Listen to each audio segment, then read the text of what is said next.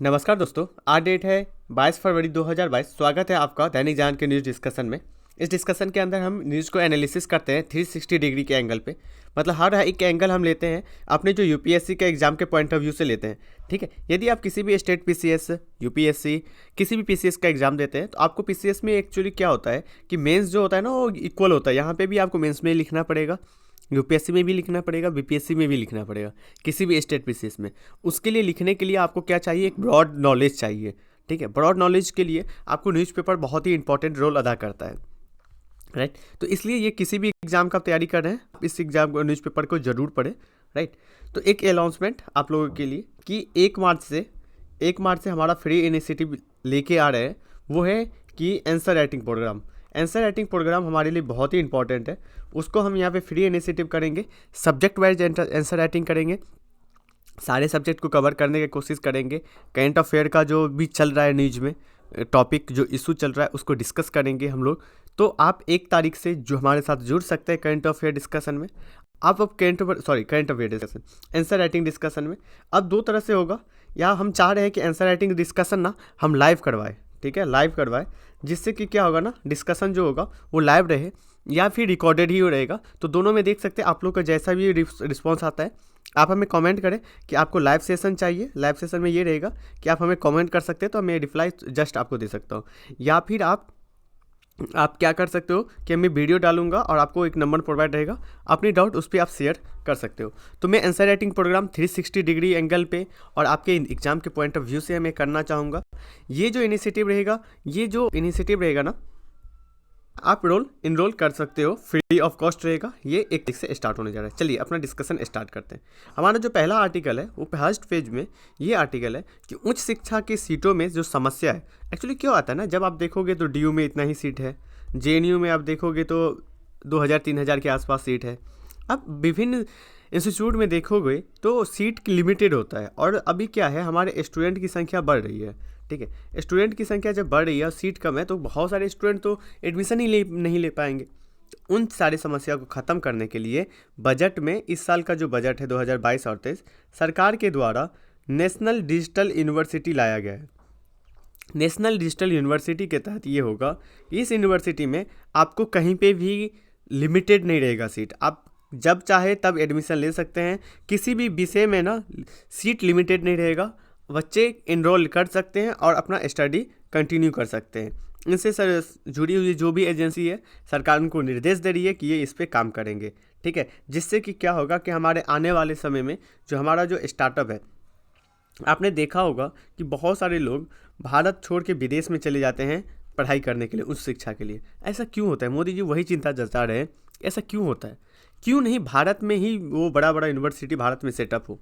सरकार इसके रूप में काम कर रही है। ऑक्सफोर्ड यूनिवर्सिटी, ऑक्सफोर्ड जो हो गया, ये सब सारे जो यूनिवर्सिटी है वो भारत में आके ही अपना क्लास खोले। तो ये सबसे ज़रूरी चीज़ है ना। ई विद्या जो है, ठीक है, ये सरकार के द्वारा साइट खोला गया है। या फिर 1 क्लास 1 चैनल डिजिटल लैब, या फिर आप बोल सकते हो डिजिटल यूनिवर्सिटी, शिक्षा के लिए जो ढांचा है युवा को काफ़ी मदद करेगा। ओके, 1 चैनल मतलब एक ही चैनल पे, एक ही हर जो चैनल है वो क्या होगा, एक चैनल पे ही पूरे क्लास वहाँ पे इनरोल होगा, पूरे क्लास चलता रहेगा। उसके बाद डिजिटल यूनिवर्सिटी। तो सरकार का ये प्रयास है कि डिजिटल माध्यम से सरकार ज़्यादा से ज़्यादा लोगों तक जुड़ सके, ज़्यादा से ज़्यादा युवाओं को क्या कर सके, हम परीक्षण कर सके, उनको ट्रेनिंग दे सके, उनकी एक शिक्षा दे सके, जिससे कि आने वाले समय में जैसे हमारे विश्व में पहले तक्षशिला और नालंदा हुआ करता था, तो भारत का भी ये होना चाहिए कि डिजिटल एजुकेशन के लिए भारत एक हब बन के निकले। ठीक है, तो इसी से संबंधित था इस आर्टिकल के अंदर, राइट। चलिए नेक्स्ट आर्टिकल देखते हैं। नेक्स्ट आर्टिकल हम देखते हैं पेगासस वाला। ओके, आपने पेगासस इशू देखा होगा। पेगासस इशू क्या था मैं आपको ब्रीफली बता देता हूँ। पेगासस जो है वो एक फ़ोन का सॉफ्टवेयर को हैक करने वाला, फ़ोन को हैक करने वाला एक सॉफ्टवेयर है। ठीक है, इसमें क्या होता है, ये इजराइल के द्वारा विकसित किया गया है। इजराइल के द्वारा विकसित किया गया है।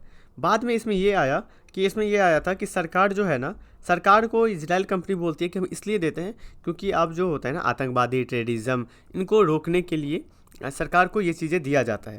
लेकिन सरकार इसका दुरुपयोग करती दिखी। ठीक है, विश्व के बहुत सारे देशों में, जिसमें भारत का भी लिस्ट में नाम आया।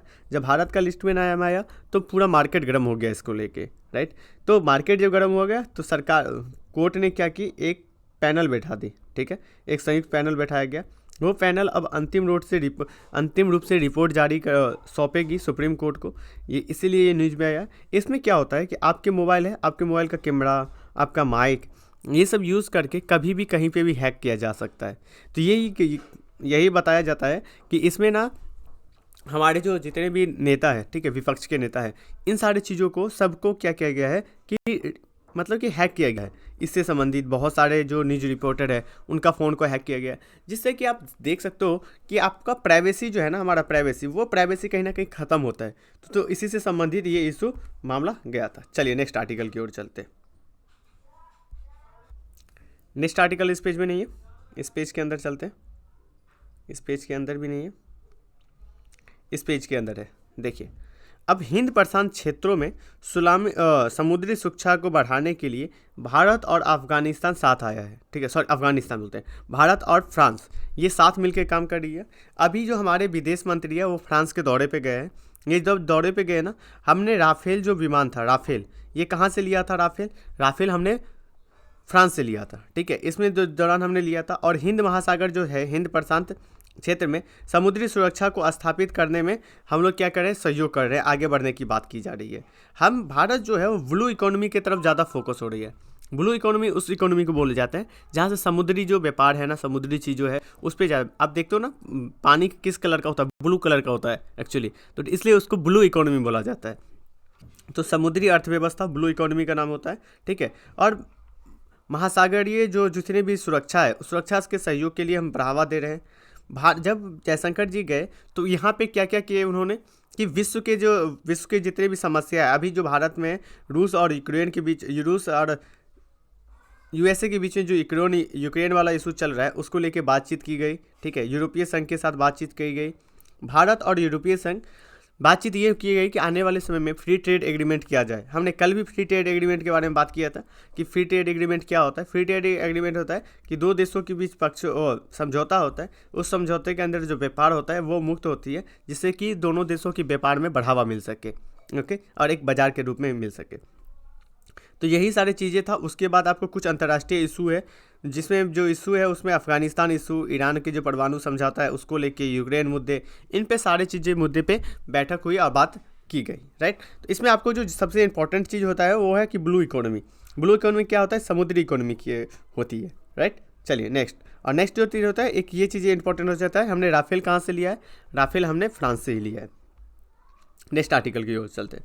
देखिए, नेक्स्ट आर्टिकल में यहाँ पे मौलिक कर्तव्य के लिए बात की जाती है, ठीक है। मौलिक कर्तव्य को लागू करने की मांग केंद्र और राज्य को नोटिस दिया गया, ठीक है। सुप्रीम कोर्ट ने आपको जो मौलिक कर्तव्य है किस आर्टिकल में है? संविधान के अनुच्छेद 51A के अंदर 11 मौलिक कर्तव्य को दिया गया है। स्वर्ण सिंह कमेटी के द्वारा इसको क्या किया गया था? उनके सिफारिश से ये लाया गया था, स्वर्ण सिंह कमेटी के द्वारा, ठीक है। मौलिक कर्तव्य ये चीज़ होती है कि कानून एक हमारा अधिकार होता है, ओके। आपका एक अधिकार है, मौलिक अधिकार, लेकिन हम मौलिक अधिकार तो याद रखते हैं लेकिन अपना कर्तव्य भूल जाते हैं। आपका भी कर्तव्य होता है कि सामाजिक सम्मति को ना जलाए, लेकिन आपने देखा होगा कि कई ज़्यादा विवादों में आने के कारण, विवाद होने से हम बहुत ज़्यादा सार्वजनिक संपत्ति को क्या करते हैं? क्षति पहुंचा देते हैं। बहुत सारा सार्वजनिक संपत्ति को हम जला देते हैं। तो ये जो जलाने की जो प्रथा होती है ना, जिससे कि हम संपत्ति अपना खोते हैं, और आप खोते हो तो सरकार थोड़ी ना आप मोदी जी जॉब करेंगे फिर उस संपत्ति को खरीद, नहीं भैया, ये आप ही का पैसा है, आप ही जो टैक्स पे करते हो उसी पैसा से तो फिर बनेगा। तो वो जो आपने जितना जलाया उससे संबंधित दूसरा भी विकास हो सकता था। तो यही चीज़ें होती है। आप एक काम करिएगा, एक आपके लिए वर्क रहेगा कि दिसंबर महीने का, ठीक है, दिसंबर का मैगजीन लीजिएगा, विजन आईएएस का। उसमें पहला ही आर्टिकल जो है ना वो अधिकार और कर्तव्य से संबंधित था। उसको आप डीप में अंडरस्टैंडिंग कर लीजिएगा, क्योंकि मोदी जी जो है, हमारी सरकार, वो बहुत कयास लगा दे रही है और बहुत ज़्यादा प्रेशर दे रही है कि मौलिक अधिकार और मौलिक कर्तव्य के बारे में बता रही है कि जनता को किस तरह से अपना मौलिक कर्तव्यों का पालन करना चाहिए, ठीक है। तो ये चीज़ें आप वहाँ से पढ़ लेंगे। तो ये आर्टिकल यही था, इसी से संबंधित था। चलिए नेक्स्ट आर्टिकल देखते हैं। नेक्स्ट आर्टिकल इस पेज के अंदर नहीं है, इस पेज के अंदर भी नहीं है, इस पेज के अंदर भी नहीं है, ये पेज है हिजाब वाला इशू। तो हिजाब वाला इशू हमने आपको बताया था कि हिजाब वाला इशू में कोर्ट ने फिर से कहा, कर्नाटक सरकार के कोर्ट ने फिर से कहा कि हिजाब जो है ना वो आवश्यक धार्मिक प्रथा नहीं है। मुस्लिम धर्म के अंदर आवश्यक धार्मिक प्रथा नहीं है। आवश्यक धार्मिक प्रथा यदि नहीं है तो आर्टिकल 25 जो है ना वो आपकी जो धर्म की स्वतंत्रता रक्षा जो करता है ना वो सिर्फ और सिर्फ आवश्यक जो धार्मिक प्रथा है उसी को करता है। ठीक है, धर्म को के द्वारा संरक्षण किया जाएगा, सारे को नहीं। ठीक, एक इसमें स्टेटमेंट दिया जाता है भीमराव अम्बेडकर जी का। कहना है कि उन्होंने कहा था कि हमारा ये रुख होना चाहिए कि हिजाब आवश्यक, जो उनका ये है कि संविधान ने कहा है कि हमें अपने धार्मिक निर्देशों को शैक्षिक संस्थानों के बाहर रखना चाहिए। देखिए उन्होंने बहुत अच्छा ये चीज़ें पॉइंट लिखा, आप इसको अपने आंसर में लिख सकते हो। उन्होंने बोला कि जो भी धार्मिक चीज़ें हैं ना वो अपने शैक्षिक संस्थान से आप अलग रखिए, धर्म को और शिक्षा को एक साथ जोड़ के मत देखिए। ये चीज़ें बात की गई थी, इसको आप लिख सकते हो अपने आंसर के राइटिंग में। ठीक है, नेक्स्ट आर्टिकल स्पीच में नहीं है। नेक्स्ट आर्टिकल स्पीच में है कि लोन जो है ना सरकार ये चाह रही है कि बैंक जो हितधारक है, ग्राहकों के हित में बैंक काम करे, क्योंकि जैसे ही बैंक ग्राहक के हित में काम करेगा उतना लोगों को क्या होगा, लोन मिलेगा। ठीक है, लोन जब ही मिलेगा तब हमारे नए स्टार्टअप पे काम करेंगे। और जब आपको पता है कि स्टार्टअप पे काम मिलेगा तो हमारे यहाँ पे जो समस्या है बेरोजगारी का वो ख़त्म होकर रोज़गार मिलेगा, रोज़गार का सृजन होगा। और रोजगार सृजन होगा तो हमारे मांग जो है ना बाज़ार में मांग ऐसे ही बढ़ जाएंगे। मांग बढ़ेगा तो हमारी अर्थव्यवस्था चलना स्टार्ट हो जाता है। तो यही सारी चीज़ें हैं इसके अंदर। यही एक पॉइंट आती है कि क्या क्या जाना चाहिए, तो यही चीज़ें देने की बात की जा रही है। ओके, एक ये घोटाला करके ना न्यूज़ में बहुत ज़्यादा चल रही है। ठीक है, आरंभिक तौर पे घोटाला तो बाद में आएगा, ये चीज़ें देख लीजिए। अभी LIC का ना IPO जारी करने जा रहा है। LIC IPO, हमने IPO पहले भी बताया था, फिर से आज बताता हूँ। आज तो नोट्स मैंने इसका नहीं बना पाया, लेकिन मैं बता देता हूँ आपको। प्राथमिक पब्लिक ऑफर, ठीक है, प्राथमिक पब्लिक ऑफर। IPO क्या होता है? IPO समझिए सिंपल भाषा में, ये हमारा शेयर बाज़ार है। ठीक है, शेयर बाज़ार में कोई भी कंपनी, मान लेते हैं कंपनी ए को अपना प्रोडक्शन यदि बढ़ाना होगा, उत्पादन बढ़ाना होगा, तो उनको क्या चीज़ें चाहिए? पूंजी चाहिए। ठीक है, जब उनको पूंजी चाहिए तो पूंजी कहाँ से मिलेगा? दो माध्यम से मिल सकता है। एक आप ये ऋण ले लो, एक आप ऋण लेके कर सकते हैं, या एक आप शेयर ले सकते हैं, शेयर बेच सकते हैं। शेयर मतलब अपना पार्टनर। ठीक है, पार्टनरशिप में जब काम कर लो तो पार्टनर भी तो पैसा जमा करेगा। तो ये जो शेयर होते हैं, अपने शेयर बेच के, तो ये जो शेयर होता है, तो मान लीजिए कि ये एक कंपनी अभी तक शेयर मार्केट में लिस्टेड नहीं है। ये जो शेयर मार्केट चल रहा है इसमें लिस्टेड नहीं है, इसको जो सेबी के द्वारा निगरानी किया जाता है। मैं इसको भी आपको बता दिया था, सेबी का इसका भी डिटेल बता दिया था। ठीक है, तो ये आप ध्यान में रखेंगे।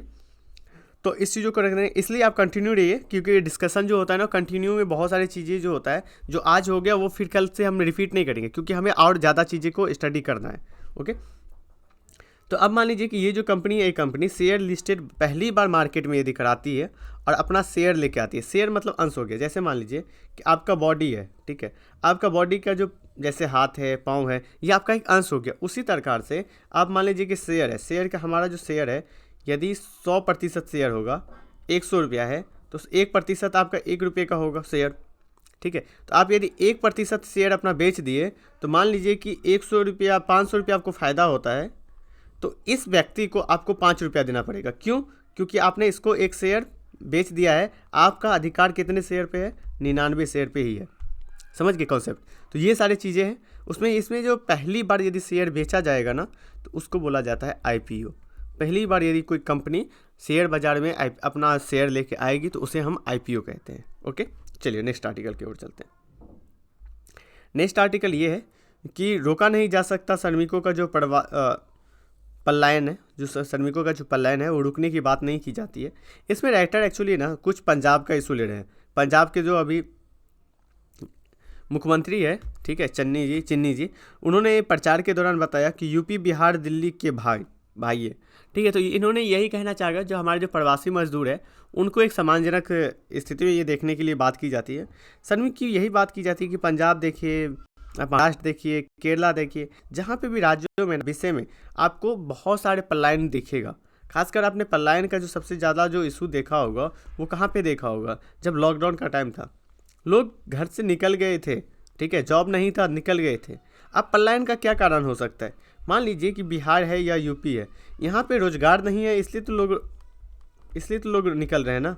यदि यहाँ पे रोजगार रहता है बिहार में यदि रोजगार रहता तो 15,000 कमाने के बदले वो यदि 10,000 भी कमाता तो वो वहाँ पे खुश रहता अपने घर पे, राइट। क्योंकि लेकिन वहाँ पे रोजगार ही नहीं है, तो उनको मजबूरी बस भारत के हर एक कोने पे जाके, हर एक कोने पे आपको प्रवासी दिख जाएगा, ठीक है, पलायन मिलता है, पलायन करके जाते हैं। तो ये समस्या एक्चुअली बात की जाती है, इसको आप थोड़ा सा देखिएगा।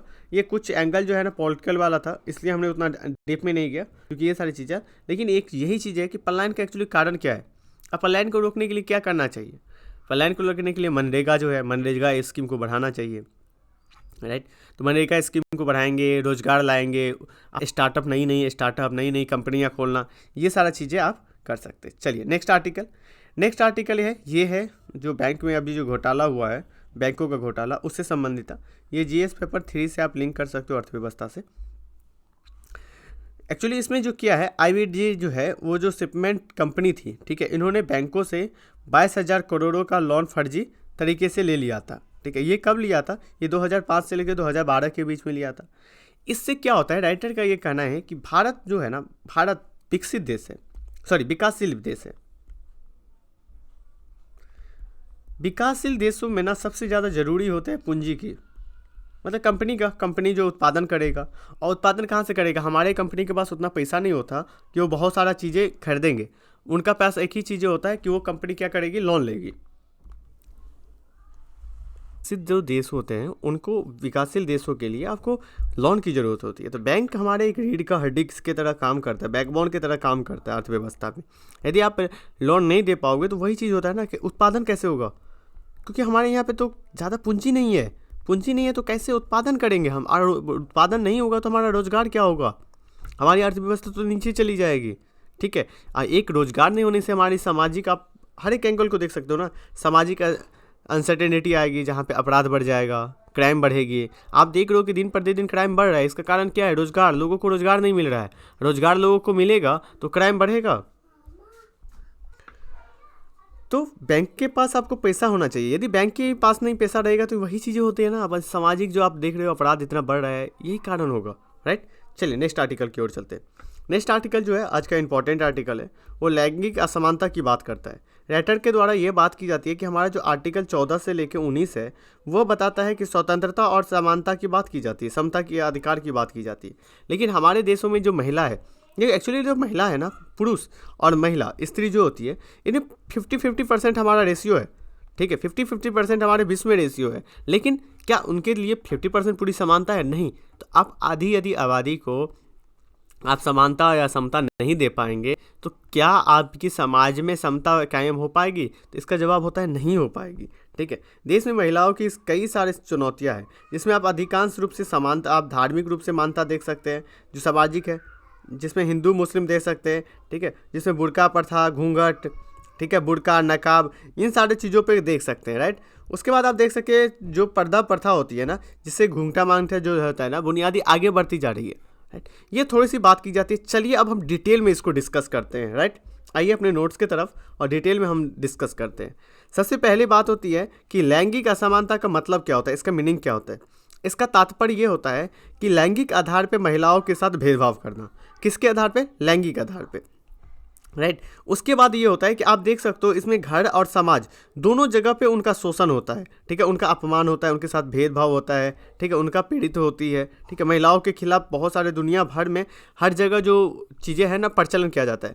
आपने ना ये चीज़ें हर वक्त देखा होगा कि महिलाओं का ना सिर्फ और सिर्फ वस्तु के रूप में लोग उपयोग करते हैं, वस्तु के रूप में ही देखते हैं। लेकिन उनका जो राइट है ना, पूरा जो अधिकार है, वो हमारे घर में नहीं हो पाता है, हमारे जगह पे नहीं हो पाता है। ये सारी चीज़ें ना महिलाओं के लिए काम करती है, राइट। उसके बाद देखिए कि लैंगिक असमानता, लैंगिक जो है विश्व लैंगिक असमानता अंतराल रिपोर्ट 2020, उसमें भारत की स्थिति 153 देशों में 152 है। क्या स्थिति है हमारा? 152 में स्थिति में हम 52वें स्थान पे, राइट। उसमें कुछ आंकड़ा जताई जाती है। आंकड़ा क्या है कि आप देख सकते हो कि महिला सा रिपोर्ट जो है 2020 में जो आया था, वैश्विक लैंगिक अंतराल रिपोर्ट 2020, महिला के स्वास्थ्य, ठीक है, उत्तरजीविका, ठीक है, आर्थिक भागीदारी, इनमें आप देख सकते हो कि 5वें स्थान पे है। उत्तर उसमें जीवे में उसमें बहुत से खराब प्रदर्शन में ये है, ठीक है। उसके बाद देखते हैं, जबकि भारत के मुकाबले जो उनके पड़ोसी देशों का जो प्रदर्शन है वो बेहतर है। बांग्लादेश का देखिए 50वां, नेपाल 101, श्रीलंका 102, इंडोनेशिया 85, चाइना जो है 106, लेकिन भारत की स्थिति उनसे 112, ठीक है। तो हम अपने जो पड़ोसी देश नेपाल है, बांग्लादेश है, उनसे भी खराब स्थिति में है, राइट। इसमें जो सबसे इस जो रिपोर्ट में सबसे जो खराब प्रदर्शन है वो यमन का है, इराक का है। इराक में 153, पाकिस्तान का 151। तो ये यहाँ पे महिलाओं की स्थिति बहुत ज़्यादा खराब है। इसके लिए आप देख सकते हैं राजनीतिक सशक्तिकरण और उनकी भागीदारी। भारत में राजनीतिक सशक्तिकरण उनकी भागीदारी में 98वें प्रदर्शन पे है, लेकिन ये थोड़ा सा बेहतर है दूसरे राज्य देशों से, ओके। लेकिन राजनीतिक भागीदारी में आज आप देखो तो महिलाओं की सक्रियता की जो भागीदारी है वो बहुत कम है, राइट। विश्व में जो चीज़ें हैं ना, विश्व के अनुसार केवल 14% महिला ही संसद तक पहुंच पाई है। हमारे भारत में 14% महिला ही भारत में संसद तक पहुंच पाई है। आप देखोगे होगे कि जो हमारे महिलाओं को 33% आरक्षण देने की बात की जाती है, वो बिल अभी तक पास नहीं हुआ है। वो बिल हमारे संविधान में पेंडिंग पड़ा हुआ है संसद में, राइट। उसके बाद है आप देखेंगे इसमें शैक्षिक अवसरों का अवसर जो है ना, शैक्षिक अवसरों का जो बंधन है, ठीक है, उपलब्धता है, इन सारी चीज़ों को लेकर भी किया जाता है रिपोर्ट, राइट। तो ये सारी चीज़ें मैटर आता है। आप देख सकते हो वर्ल्ड इकोनॉमी फोरम का जो रिपोर्ट है, अवसरों के समानता में भारत में 35% है। कहाँ पे देखिए अवसर की समानता सिर्फ 35%, राइट। इतने ही अवसर मिल पाते हैं लोगों को। यदि अवसर भी मिलता है तो सैलरी में, यदि जेंट्स को 10,000 सैलरी मिलेगा तो लेडीज़ को 7,000 मिलता है, ठीक है। ऐसा क्यों? ऐसा ये तो असमानता हुई ना। जबकि हमारा राज्य के नीति निर्देशक तत्व में बताया गया है कि समान कार्य के लिए समान वेतन मिलना चाहिए, ओके। उसके बाद है लैंगिक असमानता में आप देख सकते हो कि विश्व बैंक का जो रिपोर्ट है, ये देखिए लैंगिक असमानता की जो अर्थव्यवस्था होती है दुनिया भर में, महिला दुनिया भर की आज़ादी में करीब करीब आधी हिस्सेदारी होती है। इस कारण से लैंगिक विभेद के व्यापक और दूरगामी असर पड़ता है, जिसका समाज के एक स्तंभ के असर में देखा जाता है। आप वही चीज़ देख लीजिए, हम आधी आबादी या फिर भी यदि हम काम नहीं कर पा रहे हैं, वो डेवलप नहीं है, तो हमारे विश्व में, पूरा भारत में कहाँ से ज़्यादा चीज़ें होगा। विश्व बैंक जो समूह है, ठीक है, उसके रिपोर्ट में देख सकते हैं महिलाओं का तो वेतन है, उसमें असमानता जताई जा रही है, राइट। इसकी असमानता का कारण क्या है? असमानता का कारण है प्रतिशतात्मक समाज, ठीक है। प्रतिशतात्मक जो समाज की जो मानसिकता है हमारा, वो सबसे बड़ी चीज़ है। महिलाओं को स्वतंत्र रूप से उनका फैसला नहीं करने देते। फैसला जो है ना, लास्ट में कौन करेंगे? आपके पिताजी ही करेंगे, ठीक है। कोई पुरुष जो परिवार का पुरुष का जो मालिक होता है वो घर का, वही करता है, ना कि आपकी मदर कर पाती है, ठीक है। तो ये सारी चीज़ें हो जाता है। उसके बाद है व्यवहारिक स्तर पे आप देख सकते हो, व्यवहारिक स्तर पे देख सकते हो हमारे संविधान में ये चीज़ दिया गया था कि पिता के संपत्ति पे बेटी का भी अधिकार है, महिला का भी अधिकार है। लेकिन ऐसा कभी आपने देखा होगा? ये हमारे समाज एक्सेप्ट नहीं करता है इन चीज़ों को, ये प्रचलन नहीं है हमारे यहाँ पे, राइट। सिर्फ कहने के लिए है। पंचायती राज व्यवस्था में को छोड़ के जितनी भी जगह है उसमें आरक्षण नहीं दिया गया है महिलाओं को लेके। लेकिन पंचायती राज व्यवस्था में भी चीज़ें कमियां हैं। आरक्षण तो दे दिया गया है, लेकिन महिला नहीं होती है। पति का जो मुखिया का जो पति होता है ना, वही मुखिया होता है, राइट। लेकिन हमारे यहाँ पे वही चीज़ होती है। तो अपनी तो हमने दे दिया, समानता दे दिया, लेकिन क्या हम उस उद्देश्य को पूरा फुलफिल कर पा रहे हैं? नहीं कर पा रहे, ठीक है। 2017 और 18 के जो आर्थिक सर्वेक्षण था उसके अनुसार से बताया गया था कि आवधिक श्रम बल सर्वेक्षण के दर में अब उनका भी जो महिला की दर है वो कम है। इसका कारण महिला को जो महिला रोजगार को अंडर रिपोर्टिंग के कारण क्या होता है कि पारिवारिक के जो कार्य करेंगे, खेत के जो कार्य करेंगे, उनके घरों के जो भीतर कार्य करते हैं, उसको हम जीडीपी में ऐड ही नहीं करते हैं। ये सबसे बड़ी चीज़ है, हम जीडीपी में इसको ऐड ही नहीं करते हैं। महिला जो काम करती है, अब मान लीजिए कि आप में के घर में आपकी जो माता जी है वो जितना काम करती है, क्या उनके काम का कोई कभी वैल्यू मिला है घर में? नहीं मिलता है घर में वैल्यू। लेकिन वही आपके पापा यदि जॉब से काम करके आते हैं तो उनकी वैल्यू सबसे ज़्यादा मिलती है। तो वही समझिए कि समानता, काम वही, वो भी आपके पिताजी यदि 8 घंटा काम करते होंगे तो आपके माता जी 14 घंटा काम करती है, लेकिन वैल्यू हमें नहीं मिल पाता है, ठीक है। आप देखेंगे कि शैक्षिक संस्थानों में महिला को नामांकन जो है 2 दशकों में तो वृद्धि हुई है, लेकिन उस हद तक नहीं गया है जिस हद तक जाना चाहिए था, राइट। समानता को समाप्त करने के लिए सरकार के द्वारा क्या चीज़ें चलाई जा रही है?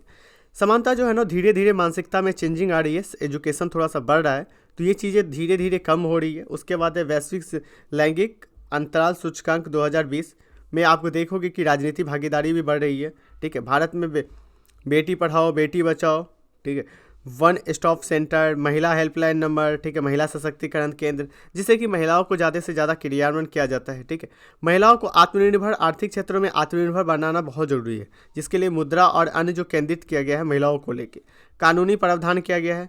ठीक है, कानूनी प्रावधान में ये चीज़ें होती है, उनको सशक्तिकरण और शिशु कल्याण के लिए जेंडर बजट अलॉट किया जाता है। जेंडर बजट क्या होता है कि महिलाओं को लेके और बच्चों को लेके जो चीज़ें होती है ना, उसे हम जेंडर बजट करते हैं। एसडीजी गोल जो है हमारा, एसडीजी गोल नंबर 5 जो है वो लैंगिक समानता की बात करते हैं। ठीक है, तो आप कभी भी आंसर लिखें लैंगिक समानता पे तो गोल नंबर 5 जीडीपी का जरूर एसडीजी गोल 5 नंबर जरूर लिखिएगा, जिससे कि आपको ये चीज़ें हो सके। ये जो गोल है यूएनडीपी के द्वारा जारी किया जाता है, यूएनडीपी। ये टारगेट रखा गया है 2030 तक 17 गोल को हम कंप्लीट करें। आपका काम है 17 गोल को आज एक बार देख लीजिएगा कौन कौन सा गोल कौन कौन सा है। ठीक है, चलिए नेक्स्ट आर्टिकल की ओर चलते हैं। नेक्स्ट आर्टिकल इस पेज के अंदर नहीं है, इस पेज के अंदर भी नहीं है। इस पेज के अंदर है कि भारत जो है ना, नया लोक सेवा आयोग के बारे में बताया गया है कि भारत सरदार जो पटेल जी थे ना, उनका कहना था कि भारत का जो लोक सेवा आयोग है उसका कोई विकल्प नहीं है। हमने कहाँ से लिया है, ब्रिटेन का जो 1935 में उन्होंने लेके आया था, उसी से हमने एडॉप्ट किया है उनका। तो इनका कोई विकल्प नहीं बताया जाता है। वही चीज़ बताया जाता है कि इसमें जो नौकरशाही था ये सबसे नज़दीक होता है जनता के। ठीक है, सबसे ज़्यादा जो समस्या है वही चुना जाता है। अब बात करते हैं कि प्रधानमंत्री मोदी जी लोक सेवा की जो नैतिकता की पाठ पढ़ाते हैं। ठीक है, वो इसलिए पढ़ाना चाहते हैं। आपने देखा होगा कि 2013 में आपके पेपर में एथिक्स जो है ना, एथिक्स को जोड़ दिया गया था, पहले नहीं हुआ करता था। क्यों? क्योंकि एक्चुअली हमारा जो ब्यूरोक्रेट है ना, उसको एथिकल होना बहुत ही ज़रूरी है। जब तक वो एथिकल नहीं होंगे तब तक ये काम नहीं हो पाएगा। राइट, तो ये सारी चीज़ें इसमें बात की जाती है। उसमें बात की जाती है कि अखिल भारतीय जो सेवा है उसको कब बनाया गया था, 1946 में इसको एडॉप्ट किया गया हुआ था। जबकि IFS, ठीक है, इंडियन भारतीय वन सेवा को 1966 में। ठीक है, हमारे जो अखिल भारतीय सेवा है 3 सेवा है, एक है IPS, IS, IPS और IFS, मतलब भारतीय वन सेवा इसी के अंदर आता है। राइट, बाद अभी के टाइम में केंद्र सरकार के द्वारा कैडर जो सिस्टम है उस कैडर सिस्टम में संशोधन किया गया था। ठीक है, इसलिए ये सारे चीज़ें अभी चर्चा में आ रही है। कैडर सिस्टम में ये संशोधन होता था। पहले ये होता था कि राज्य सरकार के अनुमति से ही आप केंद्र में किसी भी IAS ऑफिसर को ला सकते हैं। लेकिन अब ये चीज़ें किया गया है कि केंद्र के सरकार को यदि कभी भी ज़रूरत पड़ेगा तो कोई भी अधिकारी को राज्य से केंद्र में बुला सकता है। यही चीज़ें इंपॉर्टेंट चीज़ें हैं, जो चीज़ें इसमें चेंजेस किया गया है। राइट, आर्टिकल इसी से संबंधित था, नई लोक सेवा से संबंधित, नया भारत नया लोक सेवा। नेक्स्ट आर्टिकल की ओर चलते हैं। नेक्स्ट आर्टिकल इस पेज के अंदर नहीं है। इस पेज के अंदर है कि पाकिस्तान को क्या किया गया है, FATE के ग्रे लिस्ट में ही डाला गया है। तो FATE के बारे में हम जानते हैं। FATE क्या है? FATE जो है वो देखिए फाइनेंशियल एक्शन टास्क फोर्स है। इसकी स्थापना 1989 में हुआ था। ये अंतर सरकारी निकाय है जिसके किसके पहल से चालू किया गया था, G7 के पहल से चालू किया गया था। ठीक है, इसका जो मुख्यालय है वो कहाँ पे है, आर्थिक सहयोग विकास संगठन, ठीक है, के मुख्यालय में स्थित है। इनका मुख्यालय पेरिस जगह में है।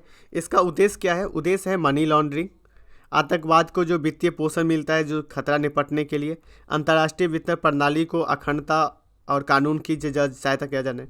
ये एक ही चीज़ बात करता है, जो आतंकवादी जो एक्टिविटी है ना, उसके लिए जो चीज़ें किया जाता है उस पर निगरानी रखा जाए। राइट, इसको पहली बार जो सिफारिश किया गया था 1990 में पहली बार इसको किया गया था। ठीक है, उसके बाद इसका जो किसी भी देश को 2 लिस्ट में जारी किया जाता है, एक होता है ग्रे लिस्ट, एक होता है ब्लैक लिस्ट। ग्रे लिस्ट क्या होता है? ग्रे लिस्ट में उस देश को रखा जाता है वह देश आतंकवादी फंडिंग और मनी लॉन्ड्रिंग पे अंकुश लगाने में विफल हो। जैसे पाकिस्तान में ना आतंकवादी फंडिंग होता है और मनी लॉन्ड्रिंग भी बहुत ज़्यादा चीज़ें होती है, तो इसलिए इसको पाकिस्तान को ग्रे लिस्ट में डाला गया है। ब्लैक लिस्ट में किस देशों को डाला जाता है? उन अंतर्राष्ट्रीय वित्तीय, ठीक है, संस्थाओं द्वारा वित्तीय सहायता मिलना बंद किया जाता है। ठीक है, यदि आपको ब्लैक लिस्ट में डाल दिया जाएगा तो अंतर्राष्ट्रीय जो वित्तीय संस्थान है, ठीक है, उसके द्वारा जो वित्तीय संस्था मिलता है, जैसे IMF, वर्ल्ड बैंक, इन सारी चीज़ों से जो वित्तीय संस्था स्थापना वो मिलता है, आर्थिक सहयोग मिलता है, उसको बंद किया जाता है उस देशों को। ठीक है, तो ये है FTA। चलिए बैक टू न्यूज़पेपर की ओर चलते हैं। तो ये चीज़ें दिया हुआ था, भारत को ग्रे लिस्ट में डाला गया। ये देखिए परमाणु समझौता को लेके है कि परमाणु समझौता तब तक तय नहीं होगी जब तक जो है यूएसए पाबंदी नहीं हटाएगा। तो यूएसए ना क्या किया था कि ट्रंप के सरकार में 2018 में पाबंदी लगा दिया गया था, ठीक है। लेकिन अब ये चीज़ें बाइडेन की सरकार आने से क्या हुआ है कि ये पाबंदी हटाने के लिए बात की जा रही है। तो पाबंदी हटाने की बात इसमें ये है परमाणु समझौता। ईरान का कहना है कि हम इस पर तभी बात करेंगे जब आप पाबंदी हटाओगे, जब तक पाबंदी नहीं हटाओगे तब तक हम इस टॉपिक पे बात नहीं करेंगे, राइट। तो यही सारी चीज़ें था। उसके बाद देखिए कि ताइवान को लेकर चीन जो है ना, एक्चुअली क्या हुआ है, ताइवान ना युद्ध के लिए हथियार को बेचने और ख़रीदने के लिए अमेरिका के साथ ना हथियार को खरीद बेच कर रहा है, ठीक है। तो इसी की आपत्ति किसने जताया? चीन ने जताया। चीन क्यों जताता है? क्योंकि चीन बोलता है कि ताइवान जो है ना वो चीन का पार्ट है। आप ताइवान का मैप देखिए, ये चाइना है, ये ताइवान जो है ना एक द्वीप है यहाँ पे, राइट। साउथ चाइना सी के अंदर है, साउथ चाइना सी ये है। तो ये ताइवान जो है ना इसका है, ये मानता है कि ताइवान जो है ना इसका पार्ट है, चाइना का पार्ट है। तो इसलिए चाइना ताइवान के लेके वर्ल्ड मैप में देख सकते हैं, यहाँ पे ताइवान है, राइट। तो यही है इसका बॉर्डर। तो यही इंपॉर्टेंट चीज़ें था और इसमें कोई हमें ज़्यादा डीप में जाने की ज़रूरत नहीं है, राइट। नेक्स्ट आर्टिकल देखते हैं। नेक्स्ट आर्टिकल इस पेज के अंदर नहीं है, इस पेज के अंदर भी नहीं है, इस पेज के अंदर है। एक आर्टिकल है, ये चीज़ें देख सकते हैं कि ब्रिटेन में फिर से एक तूफान आया जिसे फैकलिन तूफान के नाम से जाना जाता है। तो आपसे ना यूपीएससी क्वेश्चन ऐसे पूछ लेगा कि फैकलिन तूफान कहाँ पे आया था, हाल ही में फैकलिन तूफान किस जगह पे आया था? तो ब्रिटेन में आया था, ठीक है, ब्रिटेन में। उससे पहले भी एक तूफान आया था, यूनिस तूफान, ये भी वही ब्रिटेन में ही आया था, ठीक है। तो लगातार 2-3 बार यहाँ पे तूफान आ गई है, तो इसलिए ये न्यूज़ पे बना हुआ है। तो इस सारी चीज़ों को आप देखेंगे, राइट। तो आज के डिस्कशन में इतना ही। आप हमारे साथ लगे रहिए, ठीक है, अपने प्रिपरेशन के दौरान। यदि आप हमारे चैनल पर नया है तो चैनल को सब्सक्राइब करें और अपने दोस्तों के साथ शेयर करें, क्योंकि हमारा 1 तारीख से एक आंसर राइटिंग प्रोग्राम आने वाला है। तो इस आंसर राइटिंग प्रोग्राम में आप ले सकते हैं और एडमिशन कर सकते हैं, जो फ्री ऑफ कॉस्ट रहेगा। आपको कोई पेमेंट करने की ज़रूरत नहीं है। आप इसके साथ आंसर राइटिंग अपना इंप्रूव करिए और अपने एग्जाम के नज़दीक जाते रहिए। तो आज के डिस्कस में इतना ही। Thank you so much.